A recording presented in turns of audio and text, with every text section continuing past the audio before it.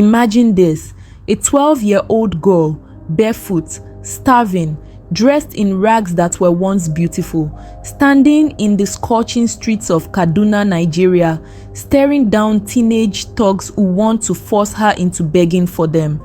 She has nothing, no parents, no home, no hope. The world has stripped her of everything except one thing, her dignity. When they raise their hands to beat her into submission, she doesn't cry, she doesn't beg, she stands straight and says one word, no. That single act of defiance catches the attention of a man in a white agbada standing across the street, a millionaire, a man drowning in grief after losing his beloved wife, a man who has everything money can buy but nothing his heart needs. In that moment, something impossible begins.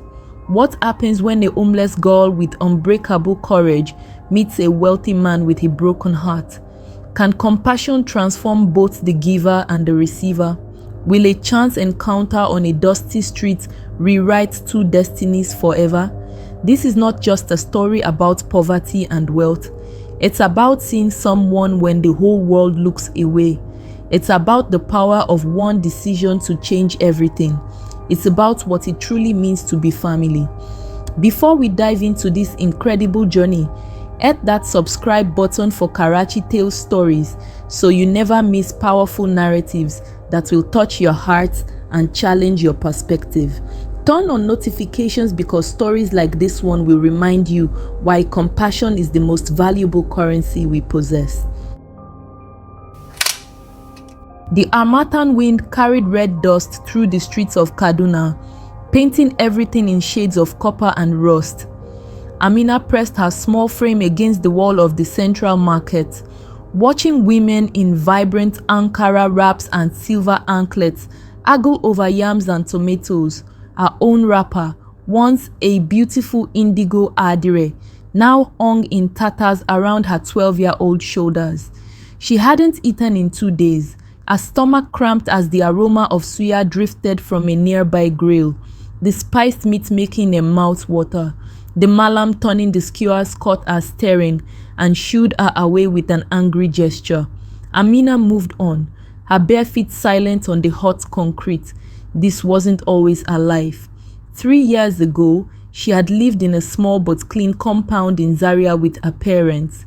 Her father, Musa, had been a mathematics teacher who smelled of chalk and hope. Her mother, Hawa, had braided hair in their courtyard, her fingers flying through cornrows and threading while she sang Hausa lullabies. Amina had attended primary school in a crisp uniform, her exercise books filled with careful calculations and dreams. Then came the accident. A truck with failed brakes on the Zaria-Kaduna Expressway. Both parents gone in an instant, buried before sunset according to tradition. Her father's younger brother, Uncle Sani, had taken her in with promises of care. But those promises evaporated like morning dew when his wife, Kande, decided that feeding another mouth was too much burden. 6 months of verbal abuse became a year of deliberate cruelty. Food withheld, chores multiplied, education denied. When Amina turned 10, they simply locked her out one night and told her not to return. She'd knocked and cried until her knuckles bled, but the door never opened. Now, at 12, the streets were her home. Kai, move from there. A security guard kicked at her, and Amina scrambled away from the bank entrance where she'd been sitting. She turned down a side street, heading toward the old mosque, where sometimes the imam, a kind man named Malam Bashir, would let her sleep in the courtyard after evening prayers. That's when she saw him. Alhaji Usman Ibrahim stood beside a gleaming black Mercedes G-Wagon, speaking rapidly into his phone. His white agbada was immaculate despite the dust, embroidered with gold thread that caught the afternoon sun. At 35, he was one of northern Nigeria's youngest self-made millionaires, owner of a construction empire that had built half of Kaduna's new estates and shopping complexes. But it wasn't his wealth that stopped Amina in her tracks. It was his face. Even from across the street, She could see the grief etched into his features, the way his shoulders sagged despite his expensive clothing. He looked like a man carrying invisible weights. Amina didn't know that Alhaji Usman had lost his wife, Zainab, 8 months ago during childbirth. The baby girl, Safiya, had survived, but his beloved wife had not.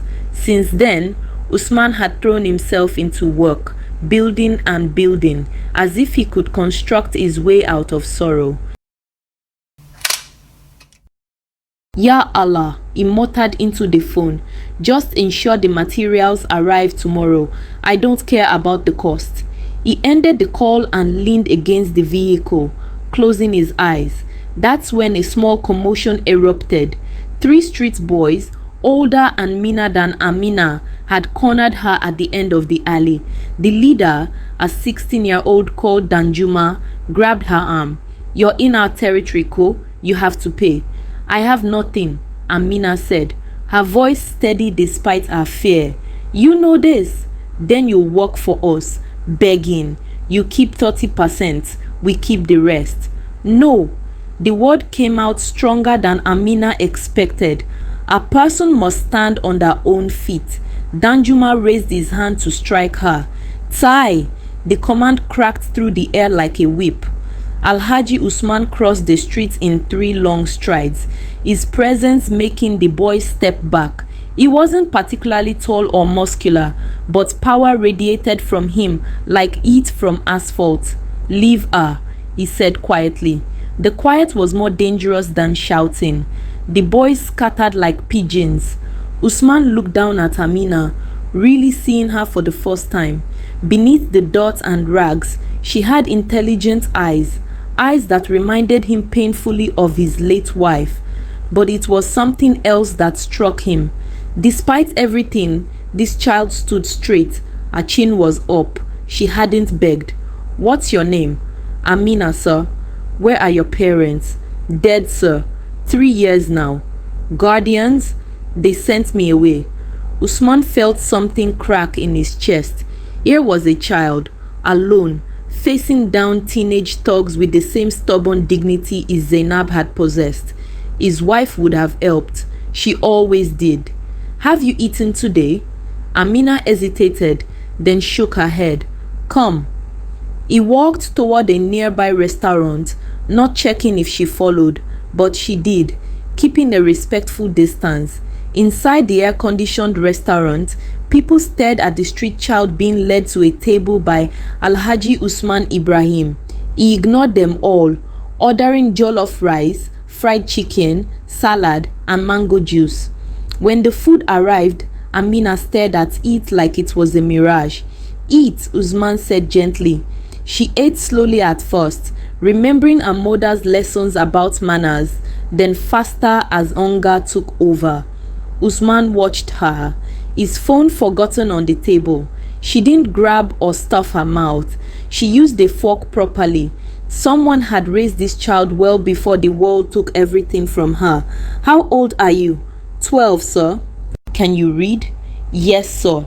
I finished primary 4 before. She didn't finish the sentence. Usman made a decision that surprised even himself. I have a daughter. She's 8 months old. My mother cares for her, but she's getting old and her arthritis troubles her. I need someone young and trustworthy to help. Amina's eyes widened. I'm offering you work. You'll live in the boys' quarters, your own room. You'll help with Safiya during the day. In return, you'll have food, shelter, and I'll re-enroll you in school. After school hours, you work. Fair? It was more than fair. It was a miracle. But Amina had learned caution. Why me, sir? Usman smiled for the first time in months. Because when those boys threatened you, you didn't cry or beg. You said no, that takes something special. When do I start? Right now. Finish eating. We're going home. The Ibrahim compound in the upscale Banawa district was like entering another world. High walls surrounded a magnificent 2-story building with marble pillars and a water fountain in the courtyard. Usman's mother, Hajia Asabe, was a formidable woman in her 60s. her hijab always perfectly arranged, her presence commanding. When Usman brought Amina home, covered in dust and wearing rags, Hajiya Asabe's eyes narrowed. "Usman, what is this?" "This is Amina. She'll be helping with Safiya." "You brought a street child into my son's house? Do you know what people will say?" "I know what Zainab would have said." Usman's voice was quiet but firm. "She would have said we help those who need it. This girl is educated, respectful, and honest. Give her a chance, Mama." Mentioning Zainab softened Hajiya Asabe slightly. Her daughter-in-law had been beloved. "1 month trial," she said finally. "But she bathes first. She cannot touch my granddaughter smelling like the street." Usman's younger sister, Adiza, a 26-year-old university lecturer, took Amina to the boys' quarters, a small but beautiful apartment that servants usually occupied. It had a bedroom, bathroom, and small sitting area. To Amina, it was a palace. Adiza helped her bathe, gasping at the scars on her back. "Who did this to you?" "My uncle's wife, with a cane, when I was slow with chores." Adiza's eyes filled with tears. She'd always taken her privileged life for granted. "You're safe now," she whispered. They found clothes that had belonged to a former house girl, simple but clean. When Amina emerged, scrubbed and dressed, Hajiya Asabe had to admit the child was presentable, pretty even, with her mother's high cheekbones and her father's thoughtful eyes. "Come, meet Safiya." Baby Safiya was in her nursery, a pink paradise of toys and soft furnishings. She was crawling now, her chubby fists grabbing at everything. When she saw Amina, she gurgled and reached out her arms. Amina knelt down, and Safiya crawled into her lap, babbling happily. Something in Amina's heart, frozen for 3 years, began to thaw. She thought of the siblings she dreamed of having, the family she'd lost. "Hello, little one," she whispered in Hausa. "I'm Amina. I'm going to take very good care of you." From the doorway, Usman watched and felt his own frozen heart shift. For the first time since Zainab's death, there was life in his house beyond mere existence. The first weeks were challenging. Hajiya Asabe watched Amina like a hawk, ready to pounce on any mistake. But there were no mistakes. Amina woke before Fajr prayer, performed her ablutions quietly in the boys' quarters, and tiptoed to the main house as dawn broke over Kaduna.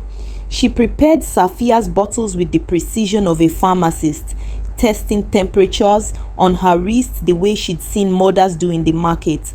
She changed diapers without complaint, sang Hausa lullabies that her own mother had sung to her, and held Safiya when nightmares made the baby cry for a mother she would never remember. Those moments, rocking Safiya in the darkness, Amina would whisper her own grief into the baby's soft hair. "I miss my mama too," she'd say. "But we have each other now, and your Baba is a good man. We're blessed, little one. Allah hasn't forgotten us." She kept the nursery spotless, organized toys by color and size, and developed an uncanny ability to anticipate Safiya's needs before the baby even cried. One night, at 2 a.m., she noticed Safiya seemed warmer than usual. The baby wasn't crying, but something felt wrong. Amina didn't hesitate. She knocked on Hajiya Asabe's door. "Hajiya, forgive me for waking you, but Safiya is warm. Not crying, but I think fever's coming." Hajiya Asabe, who had raised 7 children of her own, rushed to check. Sure enough, the baby's temperature was rising. They gave her medicine, sponged her with tepid water, and by morning the fever had broken. The doctor later confirmed it had been a viral infection that could have worsened if left unattended. "You saved her from suffering," Hajiya Asabe told Amina, studying the girl with new eyes. "You have instincts, natural ones, that cannot be taught." From that night, something shifted. Hajiya Asabe began including Amina in family discussions, asking her opinion on Safiya's feeding schedule, her toys, her developmental milestones. She taught Amina how to make kunu and fura danono, the traditional drinks she'd made for her own children. In the kitchen, over grinding stones and wooden spoons, the older woman's stern facade cracked. My daughter-in-law, Zainab, Allah rest her soul, she would have liked you. Hajia Asabe said one afternoon, she had your kind of strength, the quiet kind that doesn't announce itself but holds everything together. Thank you, Hajia, Amina whispered, stirring the millet mixture. That means everything to me. The girl has sense. Hajia Asabe admitted to her son after 3 weeks, and Safiya loves her. More than that, I'm beginning to love her too. Usman enrolled Amina in a nearby private school. On her first day, wearing a new uniform he'd purchased, she stood in front of the mirror and cried. Hadiza found her there. What's wrong? Don't you like the uniform? I like it too much, Amina sobbed. I'm afraid I'll wake up and this will all be a dream. I'll be back on the streets. Hadiza hugged her tight. This is real, Amina. Your family now. At school, Amina's brilliance became evident. Despite 3 years of no formal education, she absorbed knowledge like parched earth absorbs rain. A mathematics teacher, Malam Yusuf, a patient man in his 50s who wore thick glasses and carried chalk dust on his kaftan, noticed her immediately. In class, when other students struggled with algebra, Amina's hand would shoot up with answers. But it wasn't just that she knew the answers. She understood the underlying principles.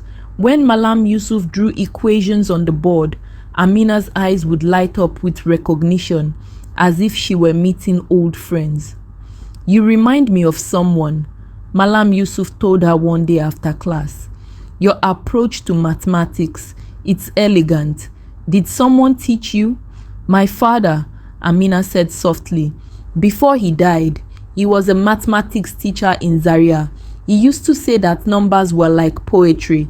They had rhythm and meaning if you knew how to read them. Your father was wise. What was his name? Musa Haruna. Malam Yusuf's face went pale. Musa from government secondary school Zaria? Yes. Did you know him? Know him? We attended university together. We were best friends until he was posted to Zaria and I came to Kaduna. I lost touch with him years ago. Ya Allah, you're Musa's daughter. Tears streamed down both their faces. Malam Yusuf learned of his friend's death and wept. Then he made Amina a promise. Your father helped me pass our final exams when I was ready to give up. He tutored me for free, hour after hour, until I understood. I owe my career to him. Now I will do the same for his daughter. After school, if you wish, I will teach you advanced mathematics. No charge. It's the least I can do to honor your father's memory. And so began a mentorship that would change Amina's trajectory. 3 times a week, after helping with Safiya and completing her homework, Amina would return to school for extra lessons. Malam Yusuf taught her calculus, trigonometry, and mathematical concepts far beyond her grade level. One evening, 6 months after Amina's arrival, Usman came home early from a site inspection to find an unexpected scene. Safiya was taking her first steps from Hajia Asabe's arms toward Amina, who knelt with arms outstretched, calling encouragement. Come, Safiya, come to Mina. You can do it, Habibti. The baby tottered forward on unsteady legs, her face screwed up in concentration, her tiny hands reaching for balance. She took 1 step, 2, 3, and then collapsed into Amina's embrace, both of them laughing with pure joy. She did it. Hajia, did you see? She walked. Amina spun Safiya around, the baby shrieking with delight. Usman stood frozen in the doorway. watching this scene that should have included Zainab. His wife should have been the one catching Safiya's first steps, should have been the one laughing with such abandon. The grief hit him like a physical blow, and he had to grip the door frame to steady himself. But then Amina looked up and saw him. Her smile dimmed, replaced by understanding. She'd learned to read his moods, to see past his composed exterior to the sorrow beneath. "Baba," she said softly, still holding Safiya, "come. She wants to walk to you now." She set Safiya down facing him. The baby saw her father and her whole face lit up. "Baba," she crowed, taking those wobbly steps toward him. Usman dropped to his knees and caught his daughter in his arms, tears streaming down his face. Safiya patted his cheeks, confused by the wetness, while Amina stood back, giving them their moment. "I'm sorry," he choked out. "Zainab, I'm so sorry you missed this." Amina moved to leave, to give him privacy, but he reached out and caught her hand. "No, stay, please." She knelt beside them, and suddenly they were all embracing. Usman, Safiya, and Amina, a broken family trying to piece itself back together. "Thank you," Usman whispered to Amina, "for being here, for loving her, for..." He couldn't finish, but Amina understood. "She's easy to love, Baba. You both are." That night, after Safiya was asleep, Usman couldn't sleep himself. He went to his study and pulled out photo albums of Zainab. In every picture, she was smiling, giving, loving. He remembered their conversations about adoption. "There are so many children who need homes," she'd said once, her hand on her pregnant belly. "After this baby, maybe we can adopt, give a child who has nothing the same chances our children will have." He'd agreed, always planning for someday. But someday had been stolen when Zainab's someday had run out. Now here was Amina, a child who had nothing, who had been given a chance, and who had not just taken it but had transformed everyone around her. His mother was softer, his sisters visited more. The house felt like a home again instead of a mausoleum. Zainab had wanted this. And more than that, Usman realized he wanted it too. He called Amina to his study the next day. "Sit down. Don't be afraid." Amina perched on the edge of the leather chair, nervous despite his kind tone. "You've exceeded every expectation," Usman began. "My mother adores you, and she adores no one easily. Safiya calls you Mina and looks for you when you're at school. Even my sisters say you're special." "Thank you, sir. I want to formally adopt you." The words hung in the air like gold dust. "Sir, as my daughter, legally, you would be Amina Ibrahim. Safiya would be your sister officially. This house would be your home, not as a worker, but as family. You would want for nothing. Education, care, love, everything I would give to my blood daughter." Amina couldn't speak. Tears streamed down her face. "Why?" she finally whispered. "I'm nobody, a street girl you found by chance." Usman leaned forward, his own eyes wet. "You're not nobody. You're a young woman of extraordinary courage and grace. When I lost Zainab, I thought I'd lost everything. I worked constantly to avoid feeling. Then you came into our lives. You brought joy back to this house. You made Safiya laugh. You made my mother soften. You reminded me that life continues and that there's still goodness in the world." He paused, choosing his words carefully. "My wife had a big heart. She always wanted to adopt children who needed homes. It was her dream. By adopting you, I honor her memory. And honestly, Amina, you've already stolen my heart. You and Safiya, you're both my daughters now." Amina knelt before him in the traditional gesture of respect. "Thank you, Baba. I accept. Thank you." Usman raised her up. "No more kneeling. You're my daughter. We embrace in this family." The formal adoption took 3 months to complete. When the papers were signed at the Kaduna High Court, Hajia Asabe threw a celebration that became the talk of the city. Skeptics whispered, some cruelly, about the street girl who had infiltrated a wealthy family. But others who knew Amina saw the truth. She hadn't stolen anything. She had simply loved fearlessly in a world that had tried to steal everything from her. Amina's story demands a response from every one of us. She was a homeless girl who became a daughter, a street child who became an engineer, a girl the world overlooked but one man couldn't ignore. And in that moment of recognition, in that single choice to see someone when everyone else looked away, everything changed. Not just for Amina, not just for Usman, but for Safiya, for Hajia Asabe, for every child Amina would go on to help, and for every person whose heart was softened by witnessing compassion in action. The story asks us a critical question. When was the last time you really saw someone?